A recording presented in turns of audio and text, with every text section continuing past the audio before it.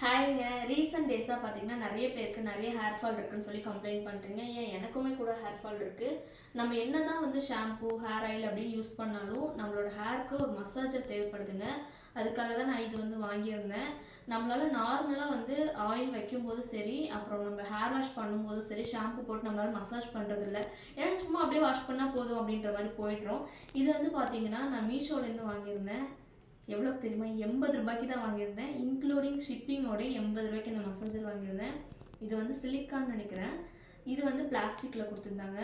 இது வந்து என்ன யூஸ்னா, ஆயில் நம்ம அப்ளை பண்ணுறோம்ல, அது முடிச்சுட்டு மசாஜ் பண்ணுறதுக்கும், ஷாம்பு போட்டு நம்ம மசாஜ் பண்ணுறதுக்கும் இது யூஸ் பண்ணிக்கலாம். கண்டிப்பாக எவ்வளவோ செலவு பண்ணுறோம், இந்த மாதிரி ஒன்று வாங்கி வச்சுக்கலாம்.